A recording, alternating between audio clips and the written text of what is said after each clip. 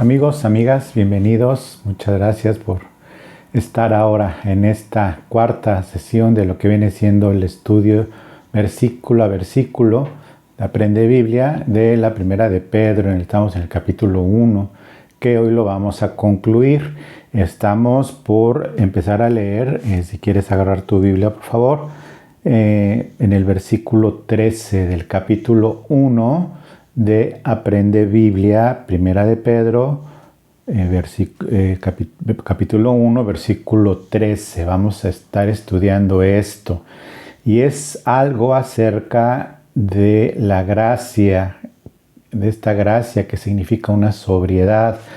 Y que esta sobriedad, aparte de lo que es la seguridad que vimos en los versículos anteriores, esta gracia dada por Jesucristo a nosotros, por el Espíritu Santo, al habernos hecho nacer de nuevo, tenemos una grande responsabilidad que creer antes que hacer, que es la de la santidad. Y lo digo que creer antes que hacer, porque para el hombre es imposible ser santo. Incluso siendo nacidos de nuevo, vemos que la santidad es un concepto que muchas veces se aleja muchísimo de nuestra realidad, siendo creyentes o no. Vemos que tenemos formas pues todavía muy del mundo, o muchas veces la santidad es la piedra en el zapato. Me atrevo a decirlo con temor y temblor, el tema de la santidad o la palabra santidad es una piedra en el zapato para congregaciones enteras alrededor del mundo, o para creyentes también. El tema de la santidad es algo que se ha procurado dejar como un tema antiguo, como algo del pasado, y muy enfocado a básicamente lo que es el buen vivir, el saber vivir, y que obviamente no me balconeen en la palabra de Dios, ni me balconeen a mí desde el púlpito. ¿Y por qué? Porque la santidad ofende al pecador. Así como el pecado ofende a Dios, la santidad ofende al pecador. Y vamos a empezar a leer entonces el capítulo 1, versículo 13 de la primera de Pedro. Aprende Biblia. Recuerda. Bueno, dice: por tanto, ceñid los lomos de vuestro entendimiento, sed sobrios y esperad por completo en la gracia, estamos hablando de gracia, que se os traerá cuando Jesucristo sea manifestado. Muy bien, dice por tanto, es decir, por todo lo que ya estudiamos acerca de Cristo profetizado desde antes de la creación del mundo, como estudiamos los profetas y el Evangelio en el Antiguo Testamento. Vemos aquí que ceñid los lomos de vuestro entendimiento. Esta es una expresión, obviamente, muy de aquellos tiempos, y hace referencia a la capacidad de tener listo todo lo necesario para salir corriendo, literalmente. Ceñid los lomos de vuestro entendimiento significa amarrarse la túnica hacia arriba, o sea, enrollarse la túnica, afajarse con el cinturón para poder caminar lo más rápidamente posible, o al menos en libertad. No era muy, pues ahora sí que no era muy bien visto en lo que viene siendo la vestimenta de aquellos entonces, pues obviamente que se vieran las piernas a las mujeres. Ellas tenían otro tipo de problemas con la vestimenta comparado con la movilidad y con el calor, yo me imagino. Pero en el caso de los hombres, cuando era necesario correr, pues era como si trajeran bermudas, ¿no? No se lo subían hasta arriba, sino arriba de las rodillas, para tener movilidad, en el entendido que tenían ropa interior también indicada por la misma ley que se debía de usar los hombres. No tenían, no estaban al descubierto, obviamente. Tenían abajo ropa, lo que viene siendo ropa interior cómoda. Y significa esto, ¿para qué? Dice, tengan ceñid los lomos de vuestro entendimiento y sed sobrios. Llama muchísimo la atención. Esto, contrario a estar ebrio, cuando se está ebrio por el alcohol, pues no se tiene noción de las cosas, no se sabe uno comportar, uno está perdido, las cosas pues se pierden la noción, se hacen cosas muy fuera de lugar, vergonzosas, ¿sí? Pues obviamente a veces el alma de la fiesta sucede que está hasta el copete de copas. Y bueno, pues aquí dice lo contrario: estén listos, arremánguense, pero sean sobrios, es decir, tengan absoluta claridad y conciencia de lo que está pasando, de lo que están haciendo y de lo que están viendo, de lo que está por suceder, como para salir huyendo o bien afrontar una situación. Y la palabra sobriedad implica también seriedad, es decir, la ebriedad, generalmente implica la alegría, el desenfado, la inhibición. La sobriedad significa seriedad, implica elegancia también y implica orden, pero algo de la sobriedad es de la completez. También está hablando de la sobriedad, es este concepto que nos presenta Pedro. Entonces dice: estén listos, sean sobrios. Y luego dice, a ver, arremánguense, ciñan los lomos de vuestro entendimiento, estén listos, fíjense bien lo que está pasando, tengan sobriedad, pero dice, y esperen por completo en la gracia que se os traerá cuando Jesucristo sea manifestado. Es decir, estén listos para todo, tengan bien clara su forma de pensar y la claridad y la sobriedad, pero donde estén no salgan huyendo, aunque es la expresión de ceñir los lomos, o tengan movilidad, sino que esperen, sabiendo que estamos en la gracia. Dice, porque esperen en la gracia que se os traerá cuando Jesucristo sea manifestado. Y cuando Jesucristo sea manifestado, será cuando Cristo regrese por segunda vez, venga a la tierra por segunda vez. Y entonces lo que les está diciendo es, y esperen cuando Jesucristo sea manifestado, con una conciencia de que muy probablemente se ha manifestado Jesucristo no en la vida de ellos, y no lo fue, como tampoco lo ha sido en nuestra vida. En nuestra vida Jesucristo no ha sido manifestado, dado que no ha sido el arrebatamiento de la iglesia, y dado también que, pues dijo Jesús, todo lo que hemos estudiado es escatología. Entonces, pues está diciendo, estén listos para todo, aguanten en la gracia, y aunque toda su vida se la pasen así, pues esperen hasta que Jesucristo sea manifestado. Y si morimos, para el Señor morimos. Y si vivimos, para Él vivimos. Entonces dicen, esténse quietecitos, ¿ok? Vamos a ver el versículo 14. Como hijos obedientes, no os conforméis a los deseos que antes teníais cuando estabas en vuestra ignorancia. Como hijos obedientes, ¿sí?, que obedecen órdenes. La fe sin obediencia a los preceptos de Cristo en la palabra es muerta, ¿ok? Aquí, como hijos obedientes, pues evidentemente vamos a esperar en estos conceptos, y dice, no os conforméis a los deseos que antes teníais. Y esta palabra, como hijos obedientes, pero la palabra de no os conforméis a los deseos que antes teníais, es exactamente la misma expresión de Romanos 12:2. Romanos 12:2 dice, bueno, el 1 dice que renovaos en el espíritu de vuestra mente, ¿sí?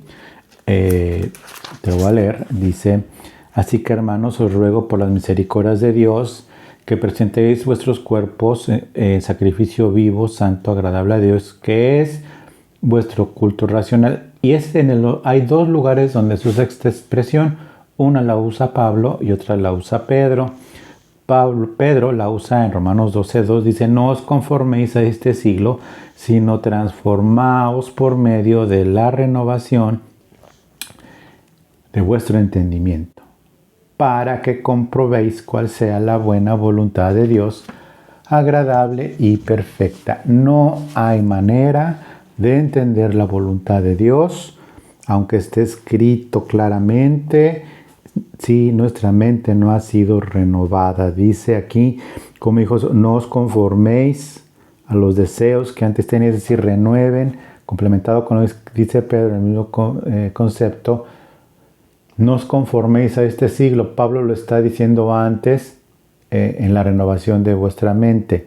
Pedro lo está diciendo antes en obediencia como hijos obedientes, no a los deseos que antes teníais. Pablo dice, no os conforméis a este mundo, a este siglo, es decir, a lo del mundo. Pedro dice lo mismo que antes teníais, en el mundo.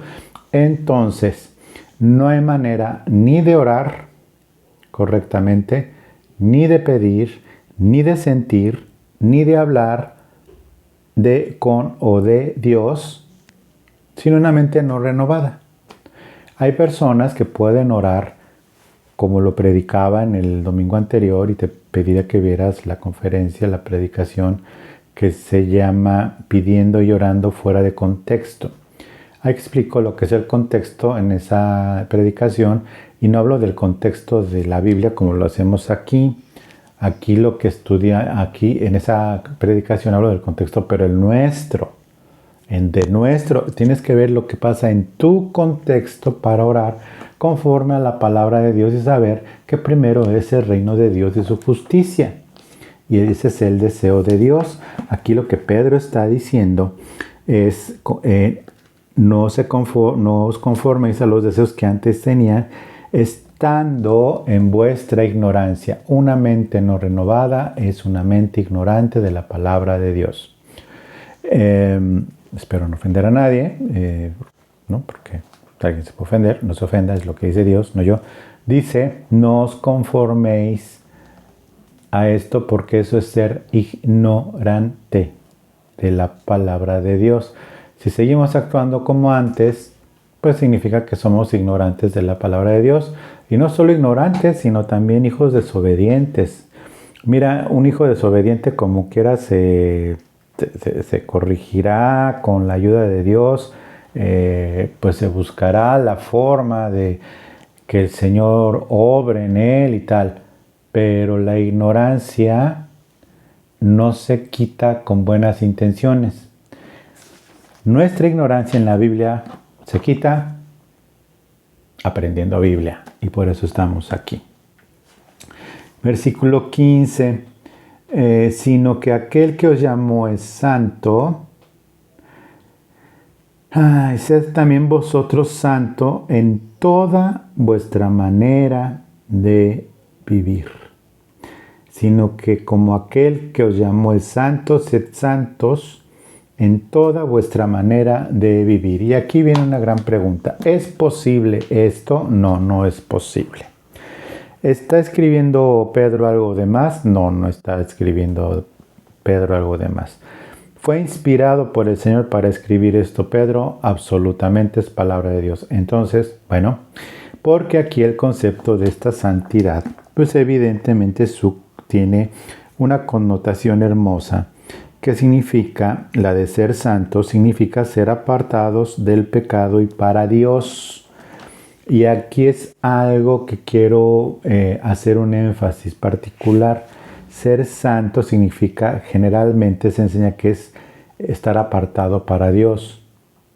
Pero el contexto divino y el texto divino, ser santo significa ser primero apartado del pecado, como Dios, que no es, el pecado no tiene acceso a Dios, ni Dios tiene acceso al pecado.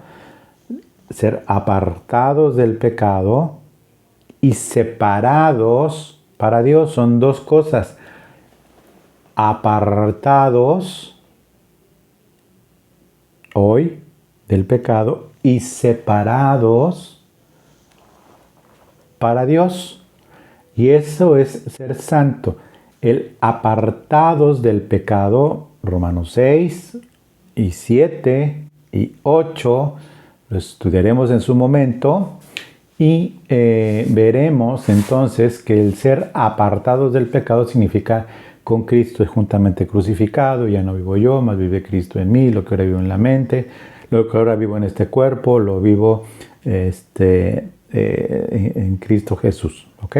Bueno, este concepto de apartados del pecado es toda la doctrina precisamente del pecado que hay enseñanza en este canal, como lo podrás ver en el canal de Renuevo de Amistad. Si me estás viendo por el canal de Aprende Biblia, te invito a que veas, hay más de 200 videos en el canal de Renuevo de Amistad en YouTube, en donde hablamos acerca precisamente del pecado. En algunos de los 200 y tantos videos lo vas a encontrar, si no, escríbeme y te hago llegar el link. Y bueno, vemos precisamente todo esto. Vemos precisamente cómo el Señor está haciendo de nosotros apartarnos del pecado de una vez y para siempre, pero ahora separados para Dios. ¿Separados de dónde? Del mundo. ¿Significa que ya no podemos vivir en este mundo y que nos tenemos que vivir a un monte solitario para no pecar? No, porque el pecado lo traemos dentro. La naturaleza pecadora fue muerta en Cristo Jesús. Fuimos juntamente con Él crucificados, pero la carne sigue viva. Enseña Gálatas, Pablo, que hay una contienda entre el Espíritu Santo y nuestra propia carne. Hablando de la carne como si fuera una persona. Pues a veces actúa como persona, aunque está dentro de nosotros, como si se mandara sola. Pero bueno, tiene mucho que ver nosotros en lo que hagamos. Entonces, pues sí, evidentemente aquí significa que nosotros por el Espíritu hagamos morir las obras de la carne. Romanos 8. Y versículo 16, porque escrito está, sed santos porque yo soy santo. Y aquí viene un tema muy importante. ¿Por qué no pedir al Señor ser santo si Él es santo, si nos salvó? Pues es muy fácil, porque tiene el derecho y porque pues, por eso nos salvó, nos justificó, nos santificó. Y nos santificó ya completitos y estamos en este proceso de santificación. Lo que Pablo aquí está diciendo no es que no supiera la doctrina que enseña Pablo, también en Romanos 8, por cierto, que asimismo nos eligió, nos escogió desde antes de la fundación del mundo, nos llamó y cuando nos llamó nos justificó y cuando nos justificó nos santificó y nos glorificó. Todo esto viene en Romanos 8. Bueno, Pedro si sabía esto. Él se está refiriendo a, con la mente ya preparada, ya entendida, esperar en la gracia y que el objetivo de nuestra vida no es ser feliz, sino buscar la santificación día tras día con hechos, con palabras, conforme lo que dice la palabra, no conforme lo que dice mi entraña, no conforme lo que dice alguien o el otro. ¿Sí me explicó? Es conforme lo que dice la palabra. Y viene esto, en donde no se nos puede pasar por alto. Versículo 17, estamos en Primera de Pedro 1, ahora estamos en el versículo 17, estamos en Aprende Biblia. Dice, y si invocáis por Padre aquel que sin acepción de personas, si dices que eres cristiano y que tu Padre es el mismo Padre de Jesucristo, bueno, Él sin acepción de personas juzga según la obra de cada uno, no según el nivel de conocimiento, no según el nivel de conocimiento de la palabra de Dios teológico, no. Dice, va a juzgar según la obra de cada uno y por eso hay que andar con cuidado. Dice, conducíos en temor de Dios, bueno, es de Dios, yo lo añado, conducíos en temor todo el tiempo de vuestra peregrinación. Y es aquí donde Pablo dice que somos peregrinos. De ahí sale el asunto de la afamada novela esta del peregrino cristiano. Dice, condúcete con temor y temblor en todo el tiempo de tu peregrinación, en todas las cosas, en lo que hablas, dices y piensas y transmites. Mira, hermano, hermana, no hay una palabra que sea ociosa. ¿Por qué? Porque por ella seremos juzgados. No hay una acción. Dios no necesita héroes. Dios no necesita paladines de la justicia. Dios ha constituido un cuerpo, el cuerpo de Cristo, y en el cuerpo de Cristo nosotros estamos puestos cada uno en su lugar y debemos de sujetarnos al Señor en lo que nos ha puesto a hacer a cada uno de nosotros, con temor y temblor, obedeciendo como hijos obedientes, dice el mismo texto que estamos leyendo. Nos conducimos y nuestra manera de pensar ahora es diferente, ya no como vivíamos antes en pleitos, celos, iras, contiendas, disensiones, herejías y cosas horribles. Bueno, ya no. Y si sí todavía, bueno, pues aprende Biblia y pongámosla por obra, ¿ok? Dice precisamente esto.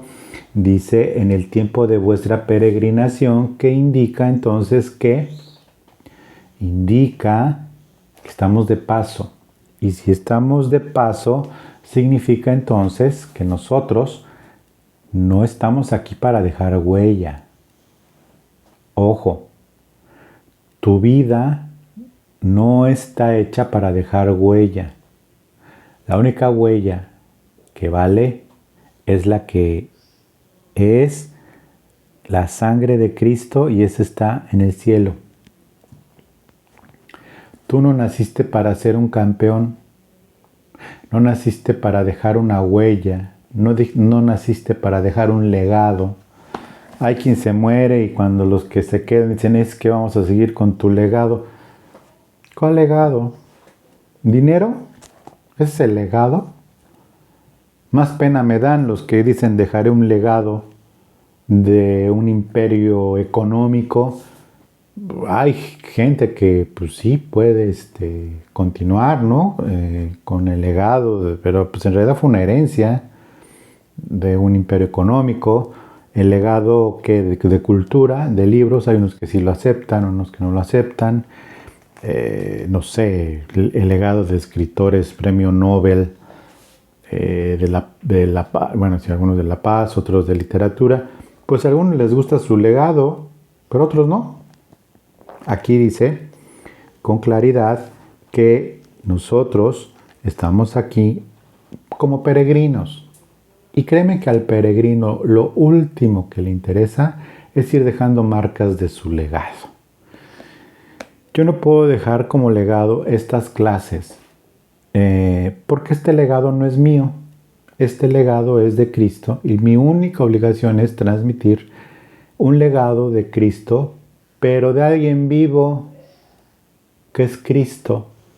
Entonces, si yo ya no estoy, y si esto lo estás viendo en el año 2747, hoy estamos en el año 2022, y por alguna razón llega a ti en el año 2747, sería absurdo decirte que estás viendo mi legado. Pues no es mi Biblia. Ni yo ni morí en la cruz, ni resucité. Es más, gracias por la misericordia de Dios soy salvo. Es lo único.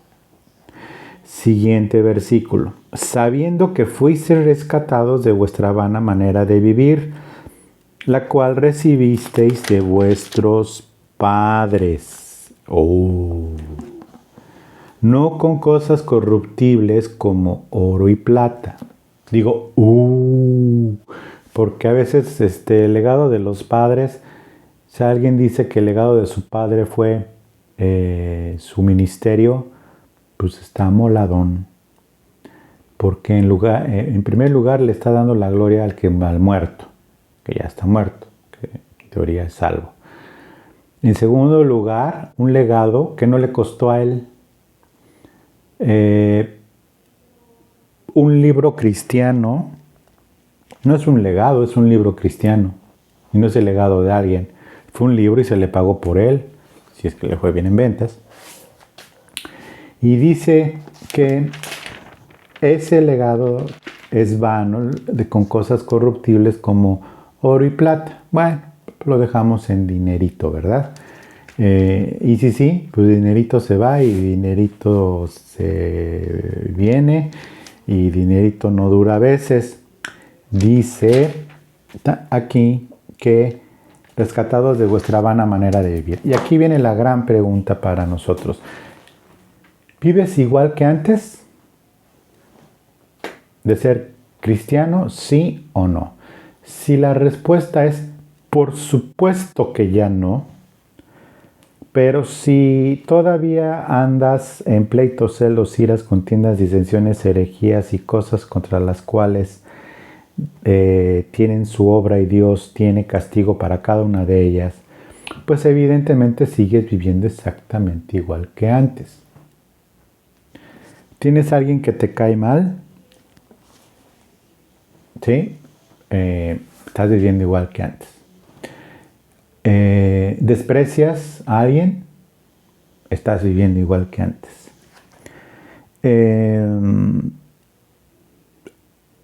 ¿Haces cosas cobardes, como la murmuración?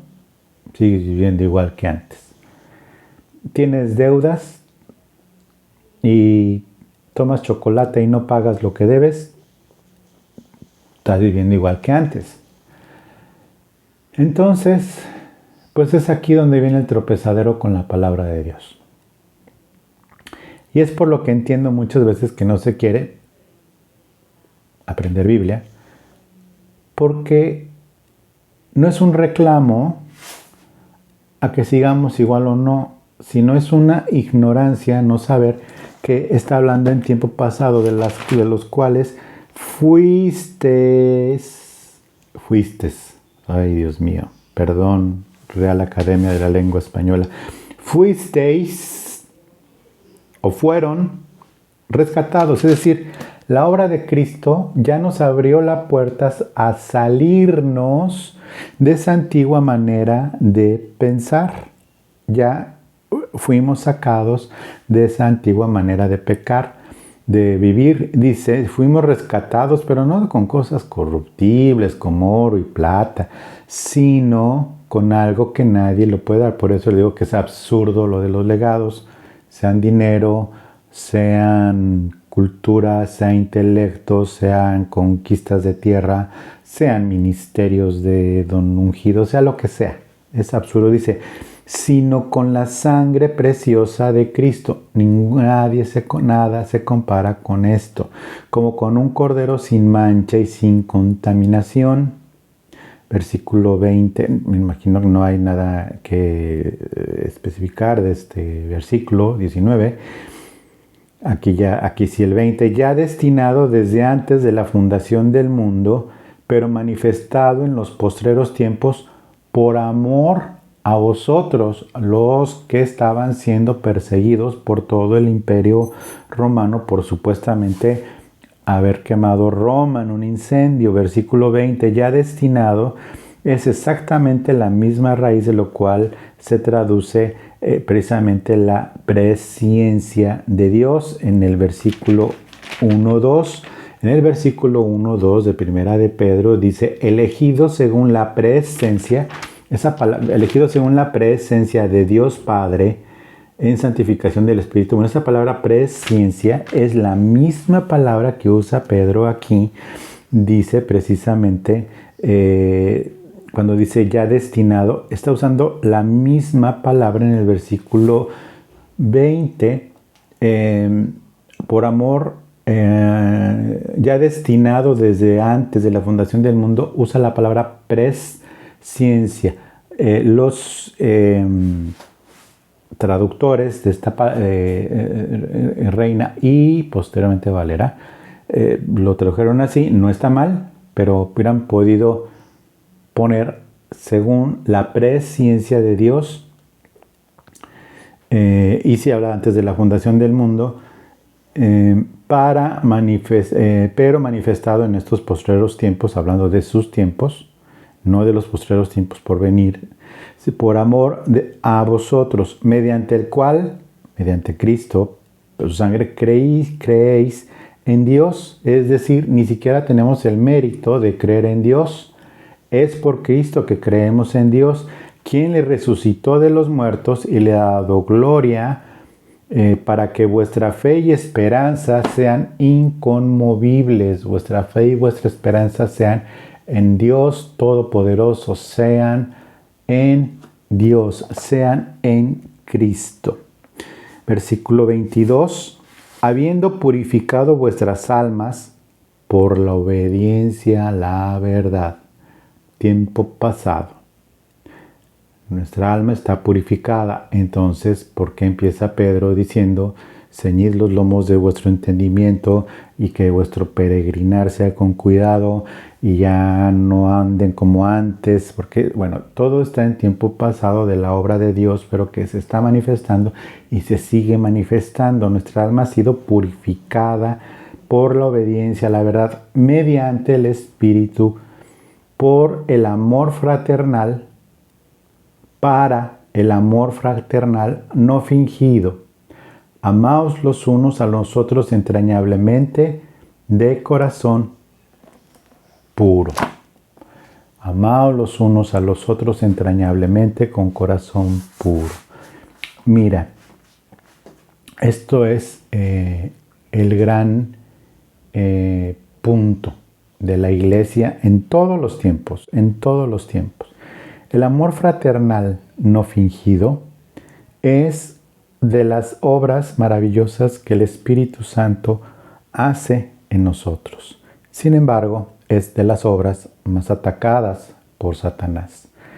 Puede haber milagros, puede haber muchas cosas y demás.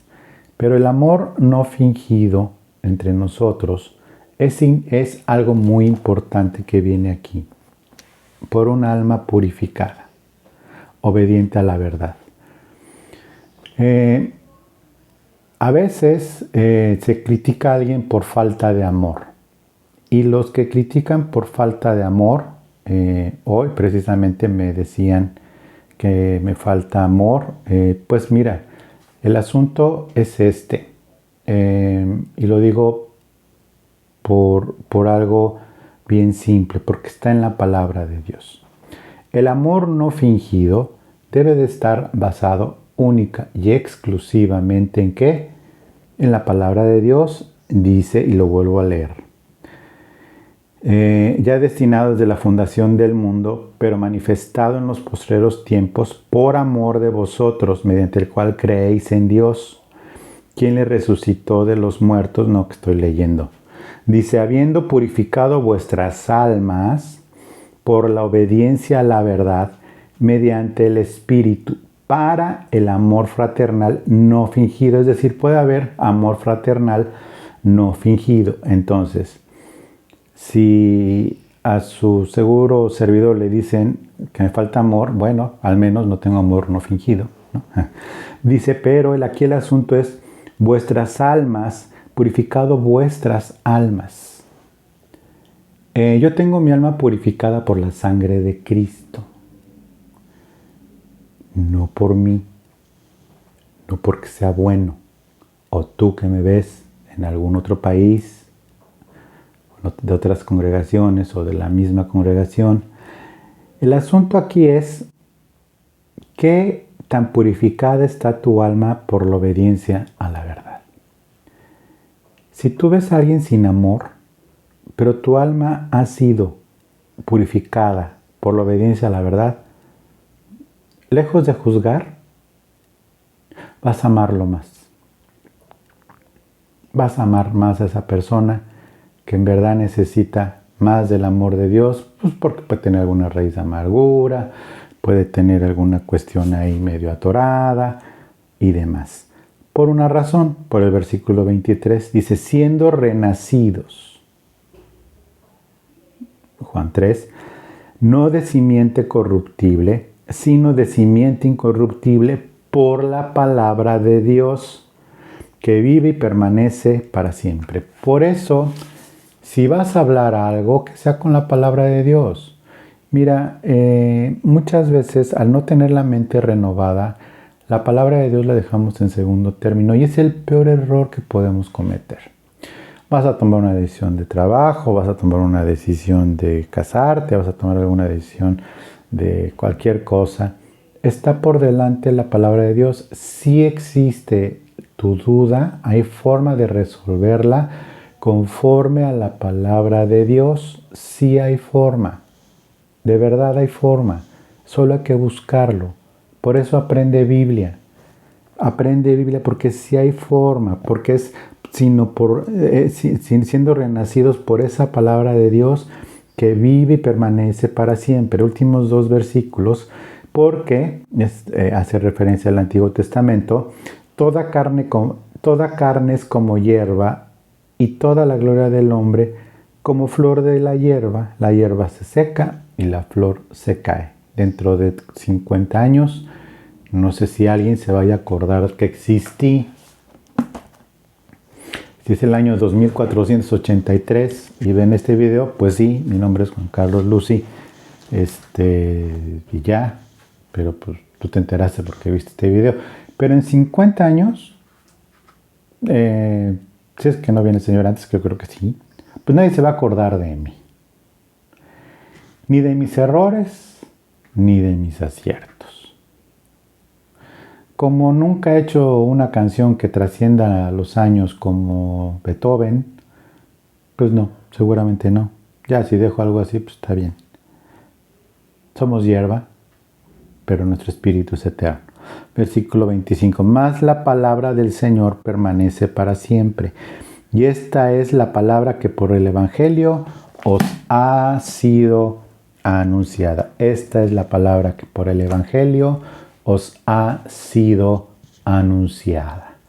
Ya te fue anunciada la palabra de Dios, estás aprendiendo Biblia, es lo único que importa, es lo único que va a prevalecer la palabra de Dios. Ni tú ni yo vamos a prevalecer. Es vanidad de vanidades, traer pleitos, celos, iras, contiendas, disensiones, herejías. El Señor nos da a los más robustos, dice 80 años. Mi mamá duró 95, mi abuela duró 99, mi papá un poco menos, pero no pasaron de ahí. Y yo me acuerdo de mi mamá. Mis hijos probablemente se acuerdan de mi mamá, pero los hijos de sus hijos o los hijos de sus hijos de sus hijos ni van a saber cómo se llamó mi mamá, ni siquiera se van a acordar de cómo me llamé yo. ¿Sabes? Es muy importante que al aprender Biblia tengas toda la perspectiva necesaria de esto.